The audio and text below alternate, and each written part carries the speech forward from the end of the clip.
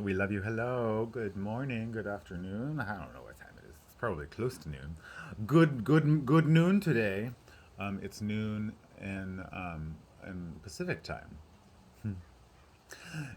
Whatever time it is, wherever you are. I don't have me sheet music for this, so we're just gonna wing it.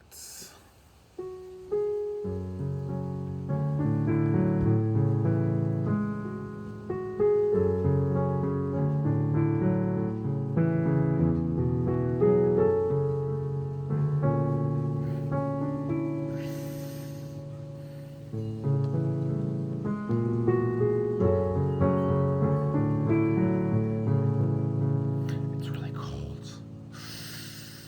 I think Creator wants us to close the garage door. Hold on for a minute. May take a minute. Let's see. What's Uncle Eddie gonna do this time? Nope. Come on, Uncle Eddie. Are you serious?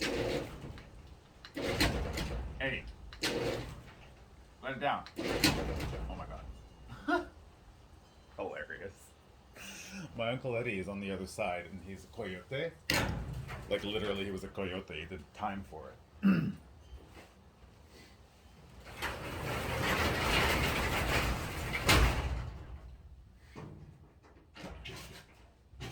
You can circumvent the electrical spirits. The light spirits? The luck spirits? You can circumvent them by hitting the emergency switch, which I never touched because it was called the emergency switch. It just releases the door so you can put it down manually. Oh, oh, we're good. The way that you put out a cigarette for later, if you want to save it for later, is you remove its oxygen supply. But there's a little bit of smoky smoke, but that's the leftover Bernies. Ah. If the Creator had a name, what would it be, and would you call it to their face? If you were faced with Him in all His glory, what would you ask if you had just one question? Oh gosh. Let's turn the camera. That's what I was distracted by. If you were faced with them in all their glory, what would you ask if you had just one question? And yeah, God is great, and yeah, God is good, and yeah. What if God, what if God was? I'm a little nervous still. What if God was one of us? Just a slob like one of us. Just a stranger on the bus, trying to make your way home.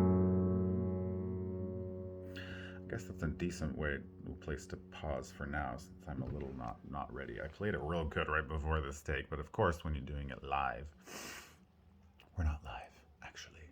We're doing one take, and so there's part of. So we're both here. Alan is really terrified of doing one take, so let's tell a little bit of a story. I was in BRH with the ghost of Bill Ellsworth because he was always there with me. He's always there. He's always there with you, fellow Californians. Bill Ellsworth. Go look at his picture, and then go into BRH by yourself in the middle of the night, and then just think and feel and talk to him, and he will be there.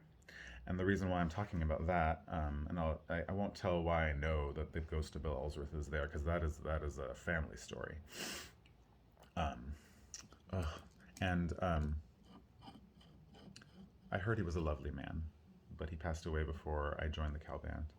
Anyway, I auditioned for Santa Clara Vanguard in 2003 on contrabass. There was one spot, and I'm part of me is like, I wish I would have done it, but I would have died because the 2003 show was just murder. It was 192 beats a minute the whole fucking time, except for the ballad, but it was still 192 beats a minute at halftime. Philip Glass, ooh, ah, they got fourth. It was like fourth, and then we got third for Scheherazade because I made it in 2004, and the reason why I made it is because the night before the audition tapes were due, I went into BRH with my baritone, and then I just played and played over and over again. I cut. I would start, and if I made a mistake on the second note, I would cut. And if I go, I'd start. If I made a mistake on the 150th note, I'd start over, and until my lips bled. And then I got the perfect one, and then I quit. And then I brought it, and at this point, I'd already like made the line provisionally. I was the 20th baritone out of 20. I remember my name was right above the line, and I went up to Gino and I was like, "Are you sure?" And he's like, "It's the only time I interacted with Gino." He's like, "You're in, kid. It's okay." And I'm like, "What? I'm in the Santa Clara Vanguard?" Ah! And so we had to do repeat. We had to continue to do audition tapes because he wanted to make sure that we were practicing. But I didn't practice until the night before. I just did it all night long with Bill Ellsworth until my lips bled. I tried to do it. I tried to practice at someone else's house, but because it's Berkeley and it's very dense, the neighbors were mad because it was late at night. That was the only time I tried to practice outside of PRH. I don't even know why I had to. I don't know why I had to do that. Anyway, so that's the story. And the moral of the story is that if you are a musician, we are all musicians, and you struggle with if you struggle with the white supremacy, if you struggle with perfectionism, which is the first tenet of white supremacy, you can look that up online. Perfectionism, white supremacy culture is the Google that you need to do. It is the very first tenet of white supremacy. And as soon as I learned that from an accomplished Vietnamese teacher in the East Bay in Richmond, I'm so grateful for him, Mr. Nguyen, Mr. Nguyen. Huynh Nguyen. When he presents himself, he's like, "My name's Nguyen Nguyen," because that's how white people say the name. But Vietnamese is a beautiful language, and Huynh, his first name is different than Nguyen, and I haven't said those right, but they're different. Try to say them different.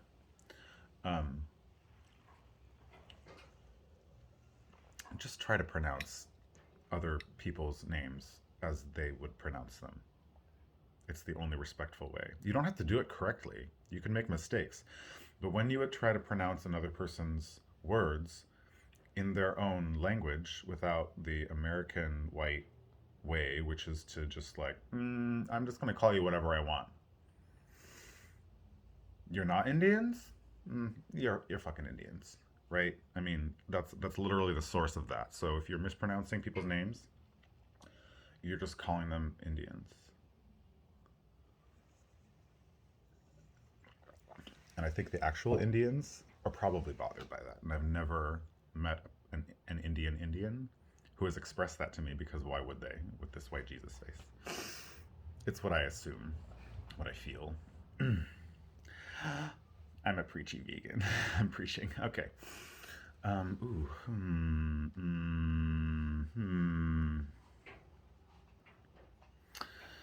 If God had a face, what would it look like, and would you want to see? If seeing meant that you would have to believe in things like heaven and in Jesus and the saints and all of the prophets, and yeah, God is great, and yeah, God is good, and yeah. What if God was one of us? Just a slob like one of us. Just a stranger on the bus, trying to make her way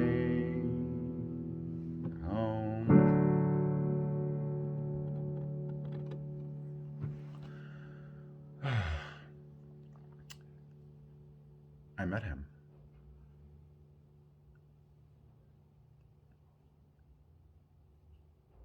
I think he could have been the creator themselves,